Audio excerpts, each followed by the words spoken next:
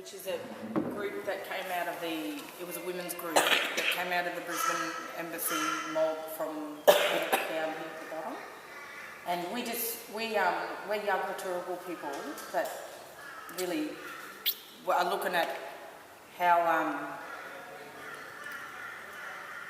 addressing particularly the sovereignty of these lands here, particularly with the legislations where we've got issues that we've got no bill of sale with this government in any time in history, we've got no leases, there's no declaration of war, we're not even really Australian citizens, and yet we've had so much acts of legislation and policies applied to our people that have just acted as it's always been detrimental to our people, our culture and our way of life. And even with our self-determination, and so when we discovered we had more rights than what this government was showing us, which was the sovereign rights, which was that we are a separate people group with unique issues, and we've been the target of a Northern Hemisphere's people come in and usurped our heritage. So, and that's why we started up Mirrabooka Sovereign Sisters. We did campaigns around and up the coast, and it's more about, it's like women like Alice who lives in Canberra, and women up north and around the place. Like the most of us are all just family, and might work and just be studying, but we're all a network, and we just keep one another informed about sovereign issues relating to women. Yeah, and so anyway, I just wanted to welcome Alice for coming and giving her time and making the time to come up here and talk about the issues with sovereignty and recognise which goes unsupported here. Like, we've got no funding, we've got nothing at all to address the issues that are currently facing us, particularly with the Recognise campaign that wants to include us into the Constitution, in where we want them to really recognise acknowledge our sovereignty, and that's what Alice is here talking about, the legalities of what recognise means to us. So, thank you, Alice. Excuse us. You guys know what you work. Mm-hmm. Thank you. Okay, so I'll hand you over to Alice and just say thank you everybody for participating. I'll just say that camera looks like it's not on.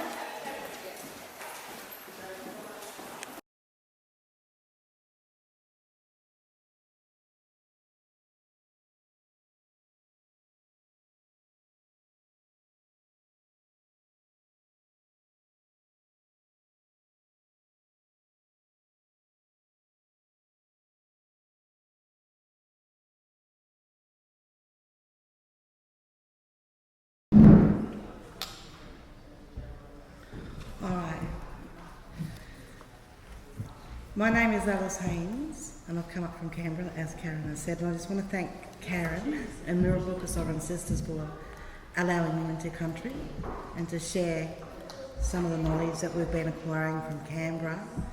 And also, I'm just really honoured to be here as well, and hopefully I can, palm off some information that we've been collecting from Canberra. And a lot of the information that we get in Canberra is from corridors. We actually get whispers. We've got our own little spies in Parliament House too. They hear whispers, gets back to us, and usually, sadly, these whispers turn out to be true. So we're always raising red alerts. We're raising red alerts via phone, mostly through Facebook. So sometimes we counteract these red alerts by going public with them. Sometimes we don't. So sometimes we think, a lot of people think, yeah, we're predicting the future, but actually we do have allies, in and around Canberra. A lot of people who would like to support us have their hands tied, and they can't support us because they would compromise their own positions and so forth. But anyways, I wanted to I'll just quickly cover a bit about myself so you know where I'm coming from, I think, and then I'll just quickly progress on to sovereignty and recognition. Now, I've come from a performing arts background. I was born in Tasmania. And I've got Tasmanian Aboriginal bloodline from that side, and my grandfather's line, and also Irish descendants as well. And then on my father's side, he's from Tumala Mission, Boggabilla, Moree, around that area. So Yarrabah bloodline, Gomeroi bloodline from my dad's side as well. Most of my cultural connection or identity on who I am comes from my father's side because it's stronger, and we managed to keep the culture a bit longer. So that's helped shape me as who I am and identify myself, feeling connected to country. And that's usually where I always go back to when I need to recharge, go back to country, is to my grandmother's country as well. I entered the performing arts industry at the age of 15. Old Uncle Bob Melzer, rest in peace. Drew Nunaku, rest in peace, sorry for saying their names, but they were the ones that actually introduced me into the performing arts. And then I met up with Bart Willoughby from No Fixed Address, and basically shortcutted my way into the music industry. Normally you have to sort of, climb the ranks to get sort of into mainstream, and I jumped in on the tail of a band that had already done years and years of work, like Bart Willoughby. And as a singer and percussionist, I ended up jumping on their bandwagon. So I got to sort of be, thrown straight into mainstream music life at a very young age. And I had been living in Redfern, and I think Redfern was probably what shaped me and helped keep me grounded.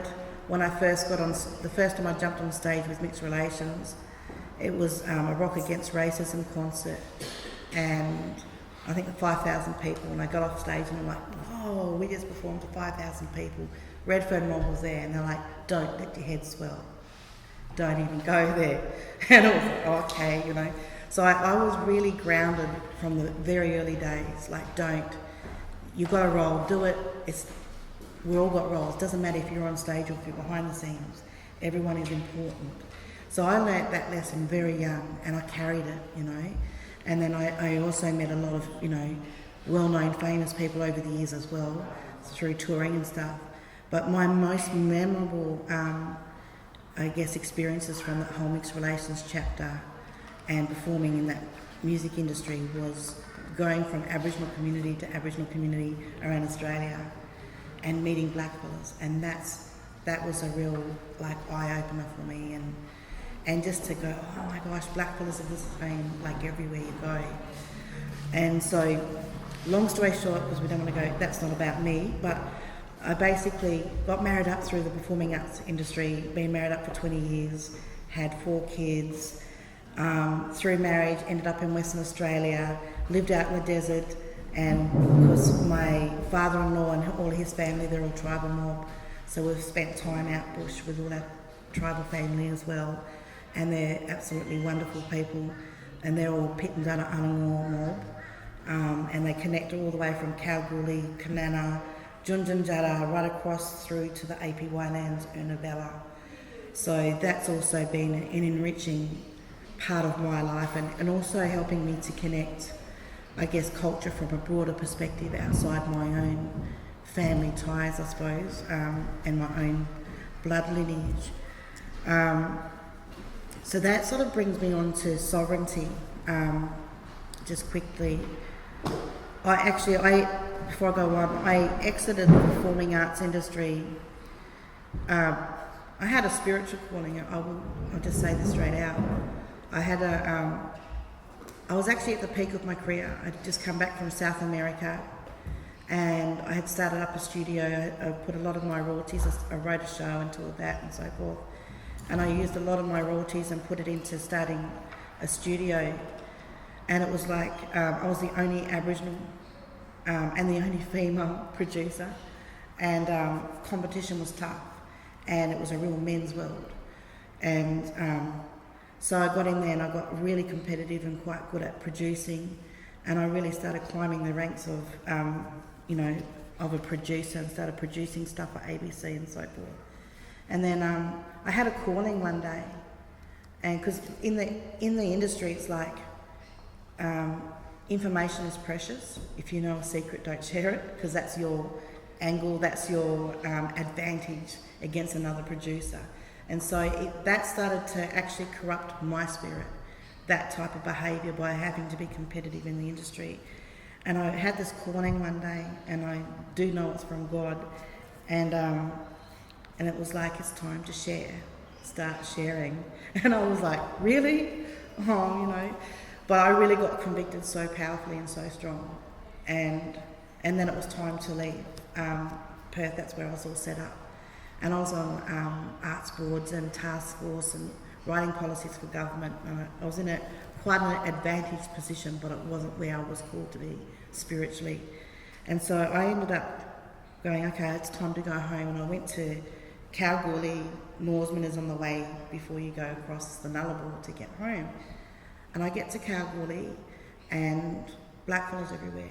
Stay, we need you, please stay. Can you get a job? We'll get you a job. And it was like this desperation. And it was like, oh my gosh.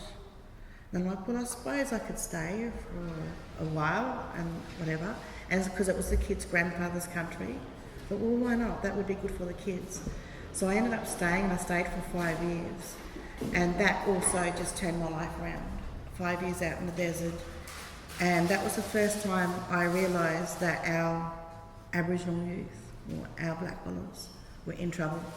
I had no idea. I was living in a bubble, and all of a sudden, and I seen, the state of our children. I worked for an Aboriginal school, and a lot of the kids come in from remote areas, from as far as Alice Springs, Fitzroy Crossing, Broome, Kimberley's, right through, as well as the town kids.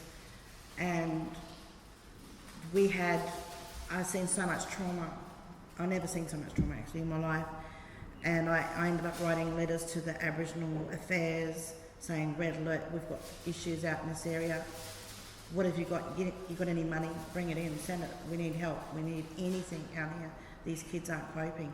We were actually detecting, I came in at this pivotal point where the community was just crumbling, and it was 12 months prior to a suicide epidemic that just blew up. And so we seen the signs, and we could feel it happening. We set alerts to every minister going and so forth. And then we had like these little band-aid responses. They come in at Christmas time and do a barbecue. Everyone's happy, everyone got a few presents, and they go, and we never see them again. And they did these little band-aid sort of approaches to fixing the red alerts that we were raising out there. 12 months went by, we struggled on trying to keep the community engaged and the children engaged. And then basically, there was a car accident with 4 youths passed away in one hit. And that was a trigger because most of the kids lost their cousins all in one car trip. Then after that, we just had suicide after suicide after suicide. They couldn't cope with the grief. And it took, I think we lost 12 kids over 15 months. And it just felt like one after the next. It was just relentless. So through that experience and coming out of this performing arts industry, I can't turn back. I can't turn back to the government and go, I'll have my job back, thanks, and pretend it doesn't exist. I can't do it. I have to. And now that I'm aware, I just have to keep continuing what I do. It means I'm not financed. It means I'll never get a government job in my life, and I don't want one either. But now that I've been using and looking at sovereignty, when I first came over to Canberra, when we left the goldfields eventually, and we left the goldfields because I wanted to also, I've got family in Canberra, and I wanted my children to see that side of my lineage as well. And when I first got to Canberra, the first thing I did, I went straight to the tent embassy with my tent up. I'm like, I'm home, because my dad stayed there for 10 years, and he held the fight there with all the old fellows like Annie Isabel Coe and so forth. And who was there when I first got there was only Isabel Coe, rest in peace. And the first thing she said to me, "We need you, can you please help us?" And I'm like, okay, because I'm one of them fellas like, can't say no. Right, okay then, sure, you know, not sure what I can do. Anyways, later on a forum happened, it was a Freedom Summit, and I got up and there was all this talk about everybody else but children and everybody else but youth. And I'm like, and I was still traumatised from burying kids after kids after kids. And I just said, can I get up and speak, please, you know? And I just got up and I just said, the children, the youth, what are we going to do? And we need, and then I just told them my testimony, my whole story, which is what I'm sharing here, what happened and what we've experienced. And then I basically got asked by all the elders that were there, they were from all over the place, and they asked me to jump on the Tent Embassy and please drive that. And I had docs, I shared a story that once I got to Canberra, docs, child protection, targeted me, they come for my kids. And I outsmarted them, I hijacked their meeting, I rocked up with an agenda, and they didn't have an agenda on paper, so it was my meeting from there, and I took over the meeting and took them out. And so I was lucky I was educated enough to be able to handle that situation. Otherwise I could have been like everybody else in Canberra, lose your kids when you rock up. And I just couldn't even believe they had the audacity to even look at me. It was just like, I beg your pardon. You know, all because I growled a doctor at the hospital who was releasing my daughter from hospital, and I didn't think she was ready for being released. And I just said, where's your cultural awareness? Have you had any? And they're like, yes, we have. And I'm like, it doesn't work. Bang, docs was on me. All because of that. They didn't like to be confronted with anything.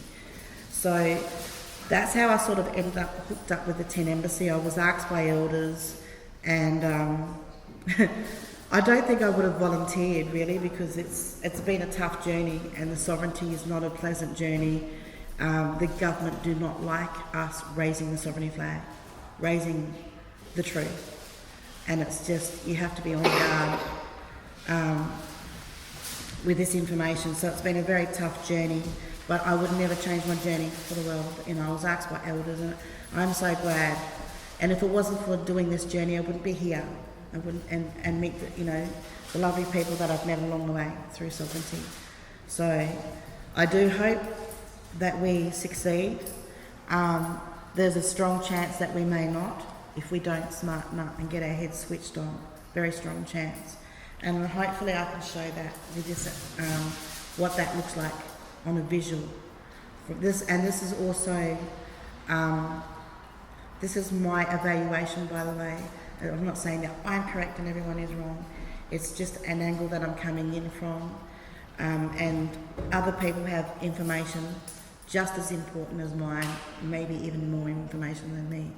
But this is an angle that I'm going to be looking at today, which is coming from what I believe the Westminster system is doing and how it looks like from their perspective, not from our perspective from a spiritual sense. This is our sovereignty. They can't take it from us. I'm showing pretty much how the government is usurping us out of their Westminster system. Okay, so sovereignty was basically placed into the Westminster system via the Mabo case because of the terra nullius. Mabo was good and bad for us, the case itself. The good thing was it threw out terra nullius, and all of a sudden, bang, right across Australia, our sovereign lands are ours, and they've lost their jurisdiction. So the government basically had, this is their sovereignty. They had this like real gathered claim to sovereignty based on terra nullius. Mabo case comes along, Mabo too, and bang, it's like, whoa, they like this here. Nothing. They shut down media all over Australia for a year. No media was allowed to report on that case for 12 months after Mabo 2 because they didn't want anyone to accidentally slip out. They are like this, nothing, and we're like this. We were actually the authority of the country from that case. The only thing that they did was move a native title case across, which was the first case, Mabo case. And they pretty much just had that. But there was like a 6 month gap, there was nothing. Yeah. But before the Mabo case, I'll just go backwards a bit. When the first settlement came to Australia, they set up as a penal colony of Britain. So a penal colony is not a colony of its own with its own sovereignty. It's basically they're just looking for a jail. They ran out of land in Britain. They were using America as a dumping ground. They ran for independence and they're like, oh, we've lost our land. They shot straight down to Australia.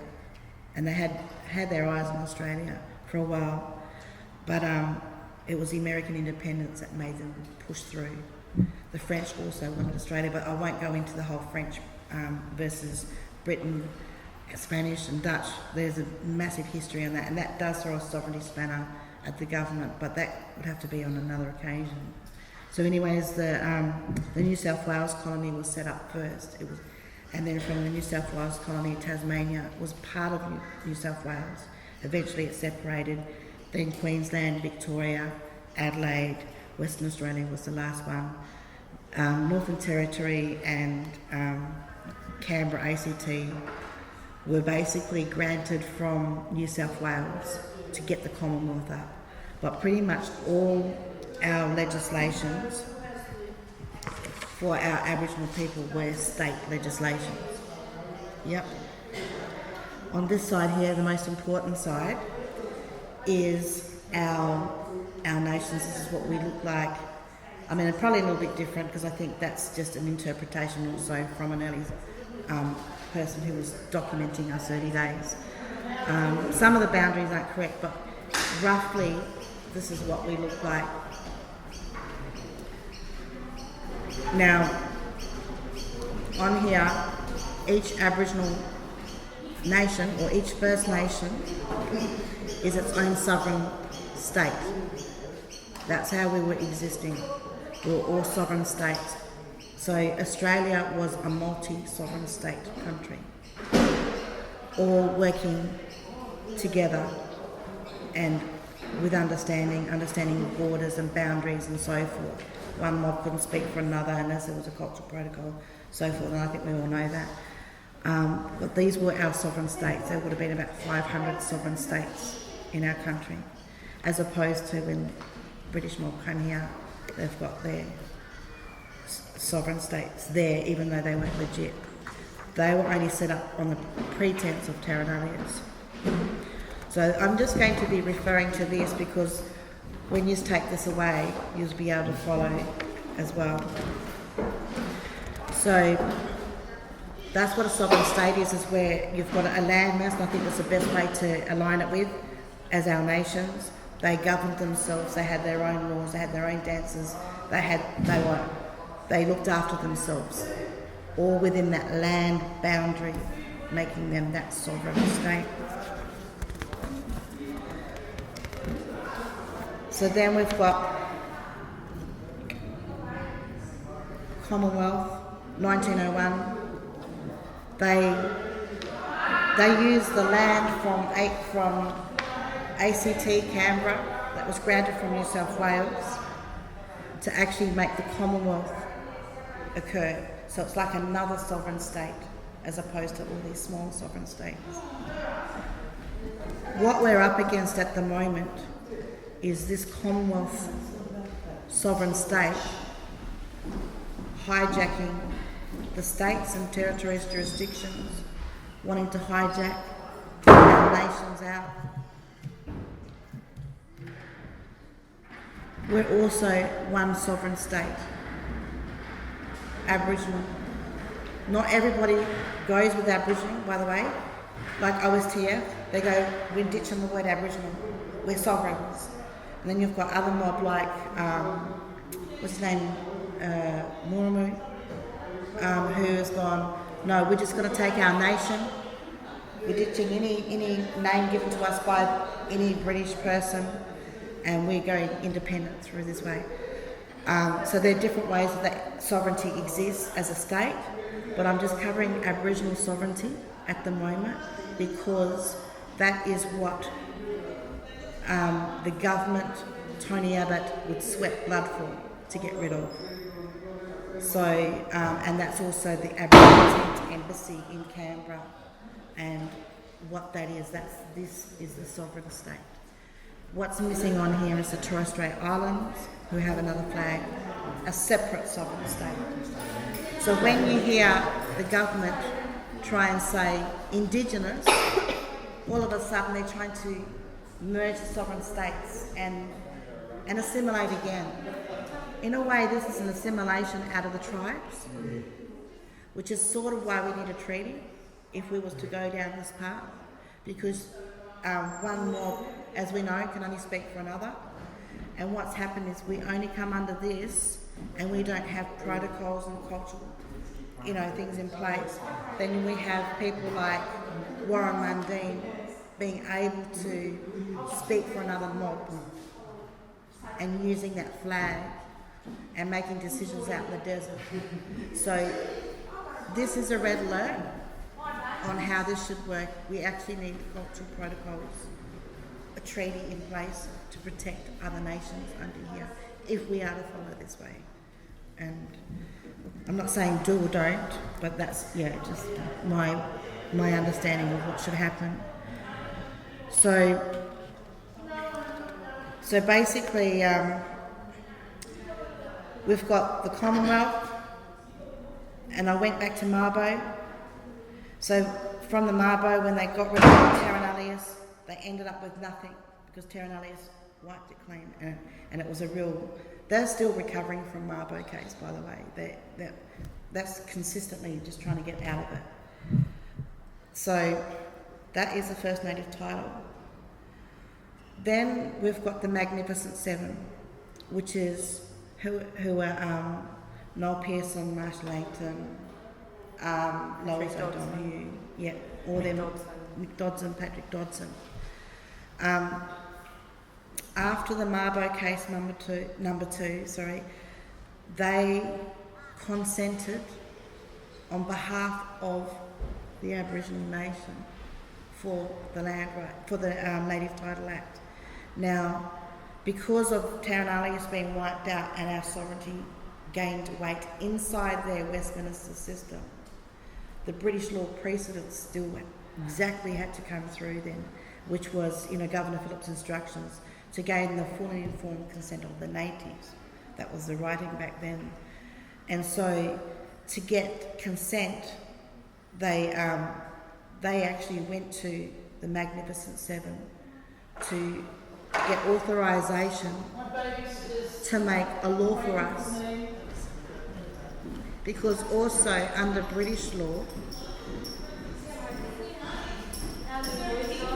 the Australia Act 1875, you've got the 1875 Pacific Islanders Act, and then you've got the Australia Act. They're all British Acts of Parliament. So the Australia Act is subject to British law, yeah? You're welcome to join us. Let's talk about advocacy. And if he's doing all right, I'll just give home a call to see where it goes. So I'd love to come next time. Okay, so Musgrave Park Corporation is going to fund that. And this is the General Management Committee. I'll be looking for their funding too. Yeah, so the Australia Act 1901 is a British law, is a British Act of Parliament. And so the 1875 Act is also, Pacific Islanders Act is also a British Act of Parliament. And it was affecting the legislations for the Australia Act. So still, according to the 1875 Pacific Islanders Act, again, they had to get the consent of our people, the full and informed consent. So by them going to Noel Pearson, the Magnificent Seven and all these fellows, was a breach of that act, because that's not full and informed consent. And we've never given them a mandate, we've never voted them in and said, you may speak on behalf of us and do whatever. Yep. So that is a breach of that act. So anyways, they've authorised in an illegitimate matter the Native Title Act. So then we've got Kununurra jumping on next, and they come along and become part of native title. All of a sudden, this sovereignty is starting to grow for the first time since Mabo, because they have usurped from here. And if we don't oppose this native title and go, okay, or whatever, if we're saying, yeah, this is all right, we're acquiescing. Legitimate pathway of sovereignty transfer happening. Then we have,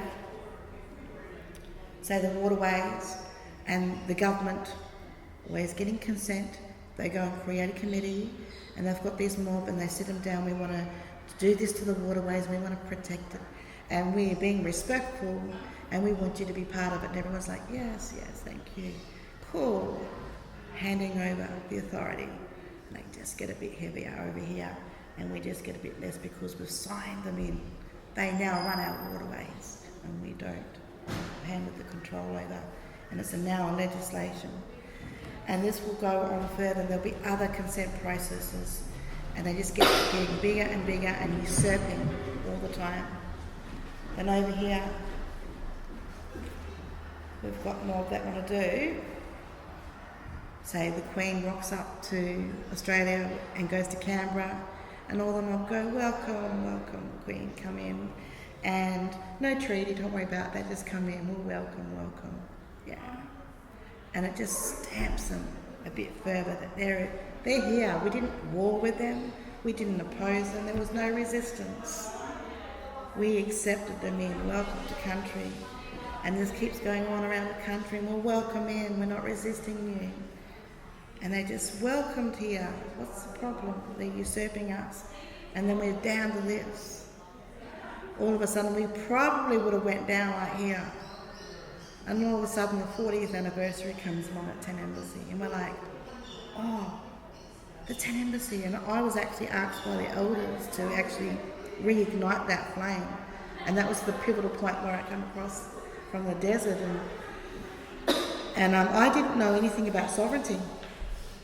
And so we had a meeting, and they're like, well, we want you to have a Twitter account. I'm still hopeless at Twitter, Facebook account, and get the word out.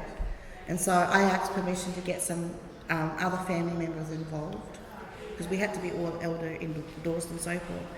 So I basically got brains involved, like my cousin who's got a PhD and stuff like that, like I need help here. And so we could actually strategize and actually really rebuild, because the whole nation was quite oppressed, suppressed, and the word sovereignty, I never even heard about it. Like, it was just a forgotten term, and it was dormant back then anyway. So we started the Aboriginal 10 Embassy page, and all of a sudden, and everyone was like clicking like, and all of a sudden, and everyone's like, 10 Embassy 40th coming up. Everyone started to inflame up, and everyone started to talk about sovereignty, and we start lifting this flame back. And we start pulling it back. And then to actually give it a bit of help, we started other pages like Aboriginal Sovereignty and all these other pages, and started really researching and learning on the job, and interviewing elders and talking constantly on the phone. Do you think this and that, blah, blah, blah, blah. And we really started to really make this happen. We started doing a little bit of this, like pulling on this side. We never pulled these back over the mine, by the way. But we've actually been pulling at it and giving them a hard time. It's not an easy journey just to sit here. We're constantly over here pulling from this end. So this is basically what sovereignty looks like today. And I've been saying for ages, I've been like, sovereignty, we're hanging on to it by a thread. It's the 10 Embassy, we lose that 10 Embassy. The 10 For Embassy Aboriginal sovereignty, by the way. The 10 Embassy is the only permanent structure in Australia that we have. You've got temples of every foreigner's temples, churches, religious, right down to their animals, foreign animals into these lands. Even got more lands than our people. The only thing we've got is the 10 Embassy, the only surviving structure that represents our people in the whole of Australia.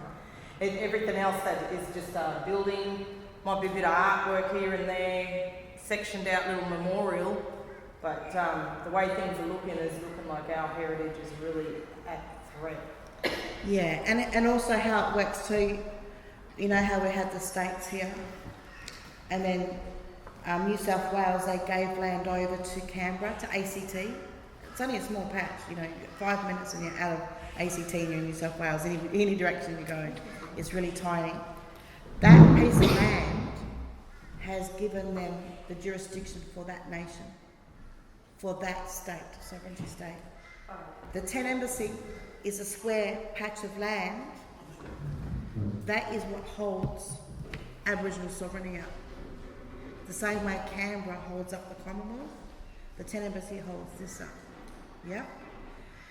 And how that actually works is that the 10 Embassy grounds is international land under their system. So when they were actually advised, I still haven't tracked down who was the person that advised all the blackfellas to go to that piece of land. My bestest advice in the world I could imagine, but I haven't actually tracked down who it was. But anyways, they knew that that land was international land. So when all the blackfellas arrived to the 10 Embassy and claimed it as an embassy, they come out of jurisdiction, and that's what threw everything out of whack. There was, and by lifting a flag up from that piece of land was equivalent to raising a flag at Canberra for this Parliament House, for their sovereign state. The only difference was this was legit and that wasn't. We didn't actually have a building we had tents and umbrellas to work from, but it had more legitimacy under their law and international law. And so that's where basically like a war's begun, like a verbal war, a spiritual war, cyber war in these days. We're constantly legislative.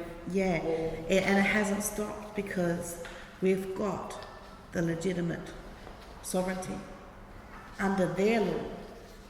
Under our law, we're completely legit with that stuff.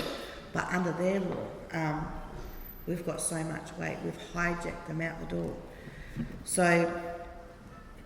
anyways, but then we've got another policy being addressed, recognition. Yeah. So that's basically sovereignty. Does that make sense? How sovereignty sort of come about? So on those tags, so for them to once they lost some control with Barbo, so the government took with the tags, so then they put up the intervention. Then they went for closing the lands down there. So is that just either way? Yeah. Is that what they're doing? Add a little bit at a time. Yeah. Either way. So did that come after? So you're saying did that come after Yeah, Barber, once they or did that lost come with the Yeah. referendum? Once they lost it and got scared, They have they just eat away now. They've tried all the other things, so now they're just going to eat away and start. Yeah, they have to acquire the land before they can actually do anything. So even though that's their sovereign state, it's only really Canberra, the ACT inside New South Wales, that is their land jurisdiction. Yeah? And so what happens is, which is why they have to get our consent, to actually go into the Northern Territory and take control of it, even though it's a little bit different to a state because it's a Commonwealth. They have to take the land, they have to own the land tenure, the compulsory land acquisition. That's why they signed on the lease. Yeah, so they signed the leases. They took the land. It's only a lease, by the way, they don't own it, it's just a lease. But they leased the land. Once they basically had the lease of the land, the sovereignty is attached to the land, then they could put a law across.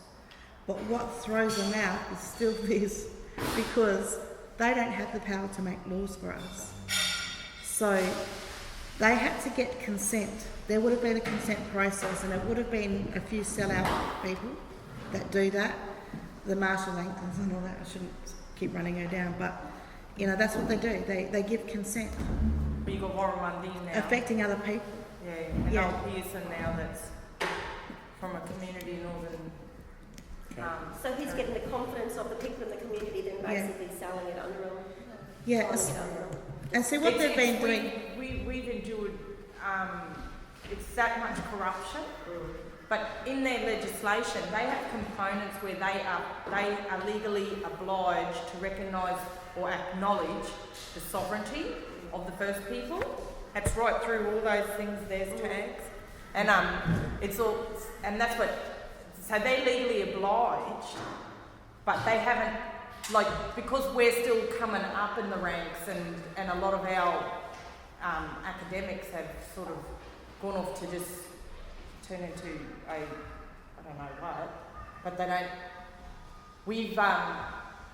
They've just turned around and just sort of grazed over all these components of sovereignty that's already been there. Like even in the native title, that has clear clauses about recognising the First People's sovereignty and supporting it, which they don't do. But because when the Illawarra is a freehold contract straight up, usurping the land straight away. Yeah. They're not really obliged, which is we've had on Stradbroke Island, where was the first consent to determination in Queensland. We traded all, the people that were on the native title and has traded all our rights to the land for a PBC. It's more or less a monetary value, but we just usurped it all for nothing, honestly. And they twisted the whole legislation again to even obliged by that contract. Yeah. So that's what they do. They usurp, and if we don't say anything, we acquiesce. So if they sign a native. This is where we have to get active, and I think we encourage all of us to do this. But it's so tiring, right? But we actually do need to write a letter to the Native Title Tribunal. Going, we don't agree to your processes. We don't even agree to the fact that Noel Pearson and the Magnificent Seven authorised that act on behalf of us. And they're actually acting as an illegal broker. And unless we do that, we are acquiescing. And but then also because we're rising up, we're sort of undoing that acquiescing. The fact that we're holding this forum and we're jumping on Facebook and we're letting it rip constantly, and then we're holding marches and stuff. We are really undoing acquiescence and then usurping it. It starts making it go into illegitimate land really fast, which is why they are all over us when we actually start rising up. But I'll just do a little bit more and then we'll have a quick break. Acquiescence, we've demonstrated throughout history, we've fought and we've said, and like land rights was always the forefront. And like we are researching legal avenues to put law charges on individuals that represent the government corporations.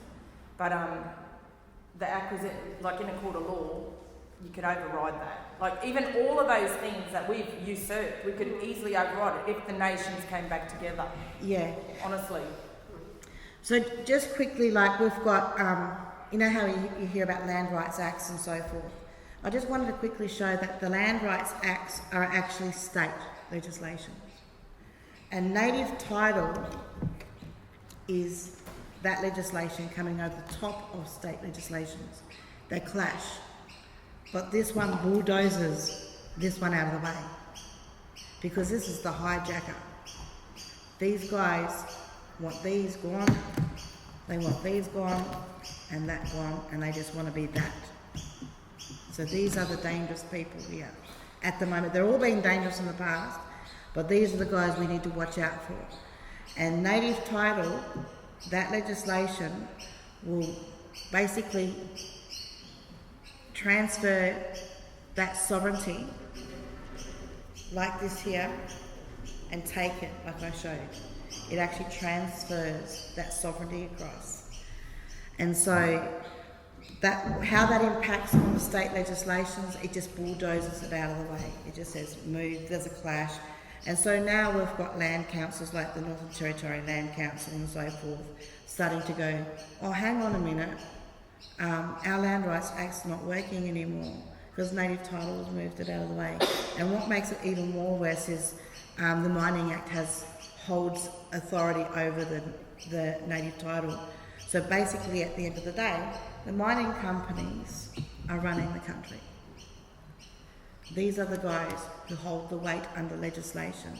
They can move heritage listing out of the way, they can move state legislations of land rights acts away, Implement the Northern Territory Intervention. Yeah, that's it. And the Recognise campaign. Yeah. Mining companies. So that's basically how it works, and that's what Recognise is. And I want to have a break because I want to get to that secondly, because I just don't want to like overload you with all this new information and then we're going into the deep stuff. But maybe we just have a quick cuppa and 5-minute break. But that's just giving you an idea of what sovereignty looks like and how they're manoeuvring stuff across the line, and we're trying to pull from the 10 Embassy this way, and that's what's going on a, I suppose, visually, and then how it's been manifested is in legislations and so forth. And so it's very hard for us mob to catch up with, well, what are we doing? And I hear mob going, well, we signed something, we don't know. I'm forever telling them, can you stop signing stuff, like freeze, everyone freeze. We need to actually freeze and see where we're at so we can evaluate what damage is being done. Because while we've only got this little bit of component of sovereignty left, we should all freeze and see if we can maybe hijack a little bit back to strengthen up a bit. But we really should be freezing.